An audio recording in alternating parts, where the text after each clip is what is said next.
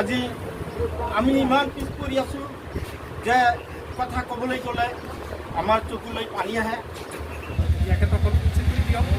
বিভিন্ন নিউজৰ পৰা বা বিভিন্ন জায়গাৰ পৰা জানিবলৈ পোৱা গৈছে যে যেনেকুৱা গোৱালপাৰা ইলেকশ্যন হৈছিল আৰু বেলেগ বেলেগ ঠাইত ইলেকশ্যন হৈছিল, কিন্তু এই মানুহবিলাকতো বাংলাদেশৰ মানুহ নাছিল, এইবিলাক ভাৰতৰে মানুহ আছে। চাওক এইবিলাক কিন্তু কংগ্ৰেছেৰে, কাৰণ সিহঁতে যদি আগতে পাৰ্টা দিয়ে যায়, পাৰ্টা দিলেতো আজি এইবিলাকৰ নতুন কোনো প্ৰশ্ন হৈছে। চৰকাৰী ভূমি চৰকাৰে ল'ব, আমি কিয় মানে চৰকাৰৰ ভূমি দখল কৰিবলৈ যাওঁ?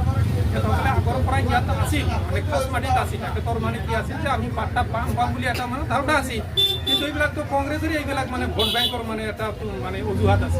তেখেতসকলক যদি পাৰ্টা দিয়া হয় তেতিয়াহ'লে তাৰ আজি এই উচ্ছেদৰ কথাটো নাথাকিলে হয়। এতিয়া চৰকাৰৰ ভূমি ল'ব, ইয়াত বাধা দিয়ে তেনেহ'লে এইবাৰ আচলতে এজিপিৰ কম্পিটিশ্যনটো কাৰ লগত? এজিপিৰ কংগ্ৰেছটো মূলতে কংগ্ৰেছৰ লগতে ইয়াত হ'ব, কিন্তু কংগ্ৰেছৰ ইয়াত ভোট বেংকাৰ যিসকল নাই। ইয়াত আমাৰ জহুৰুল ইছলামৰ ল'ৰা জাভেদ ইছলাম বহুদিনীয়া মানে অভিজ্ঞ একজন মানে ব্যক্তি। এখেতসকল মানে ৰাজনীতিৰ লগত সৰুৰে পৰাই ওতপ্ৰোতভাৱে জড়িত হৈ আছে। তেখেতে এবাৰ কি নিৰ্দলীয় হিচাপে MLA আছিল, তেখেতে বহুত মানে অভিজ্ঞ। আৰু মহিবুল ইছলাম কংগ্ৰেছৰ তেখেত শিক্ষিত হ'লেও ৰাজনীতিৰ ক্ষেত্ৰত ধৰি লওক, গতিকে ইয়াত তেখেত মাৰিব পাৰিব।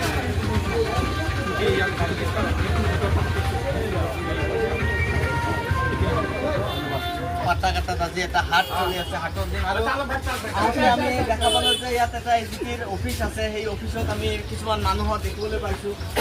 সেইকাৰণে তেওঁলোকক কিছুমান প্ৰশ্ন কৰিবলৈ চেষ্টা কৰিম। আচলতে এতিয়া আপোনাৰ কি এটা অনুভৱ হৈছে যে এজিপিক লৈ কিমান তাৰ সম্ভাৱনা বা কি এইবাৰ কেনেকুৱা এটা ৰাজনীতি কৰি আছে? ৰাজনীতি আমাৰ এইফালে যেমন দক্ষিণ হালবা কিনা আছিল, কিন্তু আমি মাঞ্চা চচলিটোৰ লগতে হোৱাতে বিশেষ আমাৰ ৰাজ্যৰ তৰফৰ পৰা আগবাঢ়িছে। মানকাচৰৰ যিখিনি গতি আছে আমি এজিপি আমি জিকিম, সেইটো আমাৰ ভৰসা আছে। কংগ্ৰেছ আমালৈ নোৱাৰিব, সেইটোৱে একদম খাটাং ভৰসা আছে আমাৰ। আপনি কি ক'ব বিচাৰিছে? মানে এতিয়া বৰ্তমান এজিপিৰ এইবাৰ 2026 যে ইলেকশ্যন আছে, এজিপি কিমান এটা চান্স? এখন ভিতৰত 100% চান্স আছে। এবাৰ এজিপি আমাৰ টেনশ্যন মৰা পাই থাকে। ইয়াত মানে কংগ্ৰেছৰ আৰু জিকিব পৰা কোনো চান্স নাই। ইয়াতে আমাৰ মানে কিছুমান মানুহে কৈ আছে যে এজিপি আৰু এলাইন্স হৈ আছে, তো এইটো বিষয়ে আপুনি কি ক'ব? এজিপি আৰু বিজেপি আমাৰ হৈ আছে, এলাঞ্চ হৈ পিনি চৰকাৰ কৰি আছে। এতিয়াও হ'ব, আৰু হোৱা কাৰণে আমাৰ কাৰণে ভাল হৈছে। সেইটো কাৰণে আমাৰ ইয়াৰ পৰা 100% হ'ব দিছোঁ। কিছুমান মানুহে কৈ আছে যে হিমন্ত বিশ্ব শৰ্মাই মানে এনেকুৱা এটা ৰাজনীতি কৰি আছে, এটা ৰাজনীতি এইটো এটা প্ৰভাৱ পৰিব না? মানে এইটো প্ৰভাৱ নপৰে ইয়াতে, কিয়নো ইয়াৰ মানুহে বুজি পাইছে যে এইবিলাক নহয়, একো নহয়। আমি এতিয়া দলতে যাব লাগিব, য'ত ৰাইজৰ য'ত লাভ হ'ব ত'তে যাব লাগিব। ৰাইজে বুজি পাইছে এতিয়া যে আমাক অসমতে ভোট দিব লাগিব, এতিয়া অসম নহ'লে আমাৰ আৰু পিছত দিগদাৰী আছে। মানে ৰাইজৰ কি লাভ হ'ব পাৰে যদি ৰাইজে এতিয়া উন্নয়নৰ কাম বিচাৰি আছে, যে আমাক উন্নয়ন লাগে, আমাক মৌলিক বস্তু লাগে, আমাক ল'ৰা ছোৱালীৰ ডেভেলপৰ চিন্তা কৰিব লাগে, তেনেকুৱা বিচাৰি আছে।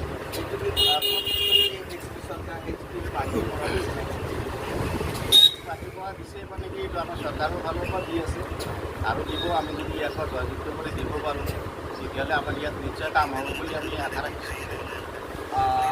ধন্যবাদ আপোনাক। আপুনি কি ক'ব বিচাৰিছে? মানে হেমন্ত বিশ্ব শৰ্মা যেনেকৈ এটা কথা কৈ থাকে, কিন্তু আমাৰ সমাজত দেখা যায় মানে এই নমনীয়া অঞ্চলত, মানে নমনীয়া অসমত ইয়াত মাইনৰিটি মানুহ বেছি, আৰু এই মাইনৰিটিৰ ওপৰত কিছুমান কথা যিটো অসমৰ মুখ্যমন্ত্ৰী কয়, এইটোত আচলতে কোনো ধৰণৰ প্ৰতিফলন হ'ব নাই? ইয়াত তেনেকুৱা ধৰণৰ প্ৰতিফলন নহয়। আমাৰ ইয়াত এজিপিয়ে বেছিভাগ মানে যাব।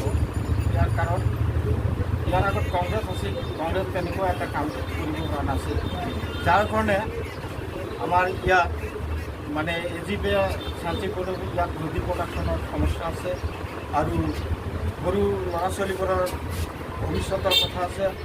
মানে স্কুল কলেজবিলাক জাভেদ ইছলামে যদি আমাক ডেভেলপ কৰিব, এইটো আমাক আশা দিছে যে স্কুল উন্নয়নেৰ ক্ষেত্ৰত আমাৰ এই অঞ্চল অৰ্থাৎ ল'ৰা ছোৱালীৰ নেক্সট জেনেৰেশ্যন আছে, ল'ৰা ছোৱালীবিলাকৰ ভৱিষ্যত আছে।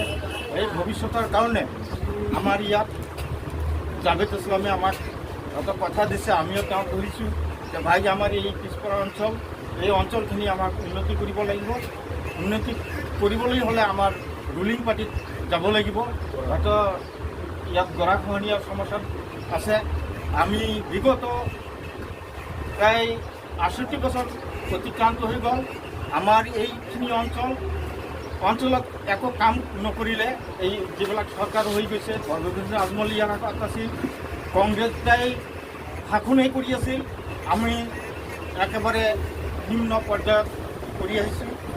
এই গতিকে আমি ডেভেলপমেণ্টৰ খাতিৰত আমি এই জাভেদ ইছলামক ভোট দিয়াৰ কাৰণে ইয়াৰ ৰাইজে জনসাধাৰণে মিলিজুলি আমি তেওঁক বিপুল ভোটত জিকাম বুলি আমি আশা ৰাখিছোঁ। মানে কিছুমান মানুহে কৈ আছে যে আচলতে বিজেপি অকল সাম্প্ৰদায়িক এটা ৰাজনীতি কৰি আছে, এইটোৰ বিষয়ে আপুনি কি ক'ব? কিছুমান মানুহে আকৌ কৈ আছে যে বিজেপিক ভোট দেওয়া মানে বিজেপি ভোট, আৰু কিছুমান মানুহে কৈ আছে যে কংগ্ৰেছক ভোট দি লাভ নাই।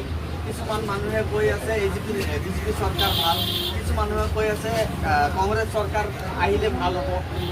এনেকুৱা যে মানুহৰ এটা সমাজত এটা কথা বতৰা আলোচনা চলি আছে, এইটোৰ বিষয়ে আপুনি কি ক'ব?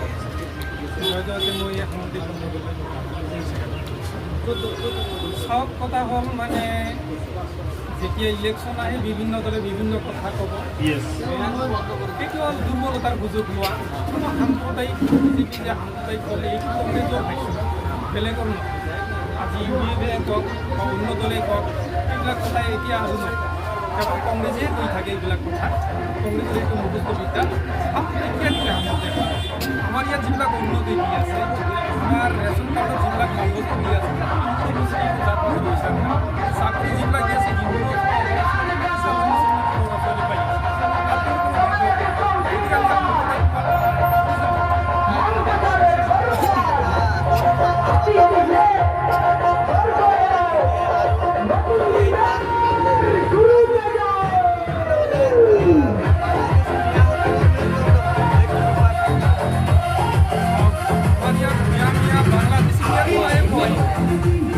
আমাৰ ইয়াত যিবিলাক আমি ভাগীয়া মানুহ আছে, এইবিলাক ধুনীয়া নহয়। এইবিলাক আমাৰ খিলঞ্জীয়া মুছলিম মানুহে আছে। বাংলাদেশৰ মানুহে আমাৰ ইয়াত অসমত থাকিব, এইটো আমি বিচাৰিম নেকি? আমিও কওঁ বাংলাদেশৰ যিবিলাক মুছলমান মানুহ ইয়াত আছে, যদি কিবা প্ৰকাৰে আছে, তেখেতসকলে যোৱাই ভাল হ'ব। আৰু গৰুৰ মাংসটোৰ কথা হৈছে, জাতি ধৰ্ম আমি তেনেকুৱা গাহৰি মাংস নাখাওঁ, সিহঁতে গৰু মাংস নাখায়। আমি এইটোকে কওঁ যে গৰু মাংস খোৱাটো বা নোখোৱাটো সিহঁতৰ কথা, বন্ধ কৰাটো নকৰাটো সিহঁতৰ কথা।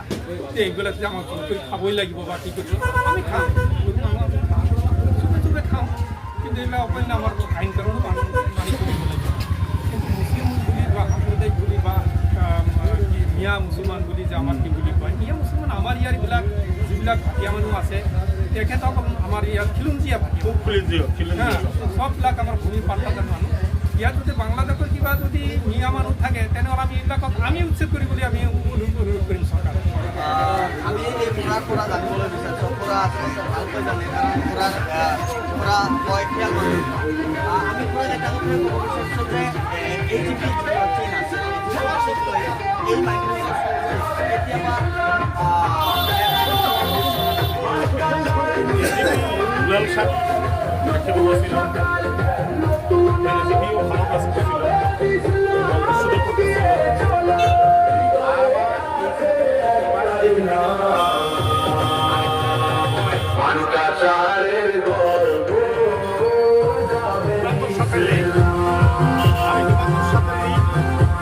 জাভেদ ইসলাম, আমি কালকে একটা মোবাইলেতে শুনছি, মিটিংয়ে শুনছি, জাভেদ ইসলামকে ছোট ভাই বলি মানে হিমান্ত স্যার। তাতে আমি দেখছি যে জাভেদ ইসলামকে ভোট দিলে আমার এই দেশের যেটা নদীর কষ্ট, আমরা 7 বার বাড়ি ভাঙছি। আমার এই জায়গারে নেতা আমাদের বাড়ি ভাঙছে। আর কয় যে মেয়ে এখানে দরকার নাই, মেয়ে আমরা দহিনে উজেনি, আমরা ভাই চাচা খুঁড়ে আমরা সবাই মিলে ফুর্তি আছি। হ্যাঁ, আমার এই জায়গাতে নেই। একটা খাসের ভুঁই যদি থাকে তো ওটা সরকারের দরকার, সরকার নেবে। হ্যাঁ, এই যে উচ্চ কিন্তু সরকারের তো যদি একটা বস্তু লয় সরকারি বস্তু তেনেহ'লে কিছুমান মানুহ থাকিলে কিন্তু এইবিলাক মানুহৰ ক্ষতিপূৰণ দেওয়াটো সরকারের দায়িত্ব। তো ওটা তো কিছু দিয়ে আছে, 50,000 টাকা তো ওটা আপনারা সাংবাদিক সাহেব জানেন, কিছু টাকা দিয়ে আছে, কিছু মানুহে কৈ আছে দিয়াই নাই। না দেব, ওটা দেব। আর যেটা সরকারের, যেটা মাটিতে আমার না থাকাই ভালো। তা আমাদের বেটা বেটিরও কথা আছে, তো আমরা চলে যদি যাই, আমার খাসের ভিতরে আমার বেটাকে যদি ধুয়ে যাই, তো আমার বেটার ওটা চিনতে, গার্জিয়ানের চিনতে, দুঃখ হোক সুখ হোক, এক পথ জমি নেই। তো এই জন্য এটা, এই যে এজিপি ডিজিপি হিমান্ত স্যার ওটা কয়, ওটার জন্যই কয় আমার মানকেশ্বরের সমষ্টিতে কোনো উৎসব করে নেই। হ্যাঁ, উৎসব করে নেই, চলি আছে ভাই ভাই, আমরা চলি আছি হিন্দু মুসলিম দহিনে উজিনে আমরা বেড়া ভাতিজের মতন চলেছে, মান মর্যাদা ভাবে চলি আছে। এই পাটা কাটাতে আমরা তো দহিনে উজিনি আমরা বেড়ার মতন চলি আছি, ভাতিজে ভাই ডাক হাক আমরা তো সুন্দরই পাই। হ্যাঁ, ওর যদি জাভদ ভাই যদি পায়, আমার জায়গার কাম হবে, সরকার মুখী আমাদের থাকতে হবে। আমরা চিন্তা করছি, আমরা কংগ্রেসে ছিলাম। হ্যাঁ, এখন এখন মানুষের কাছেও শুনি, নিজেও শোনা যায় যে সরকার বিজেপি সরকারে আসবে, আর অ্যালায়েন্স জাভদ ভাই শুধু আছে, আর জাভদ ভাইকে খুব ভালো পায় হিমান্ত। এই জন্য আমরা আশা করছি জাভদ ভাইকে এবার আমরা ভোট দিয়ে দর্শন করি, আশা করি দেশের কাম। তো বন্ধুসকল দেখিবলৈ পাইছা আমালোকে আচলতে এজিপিৰ এইটো এটা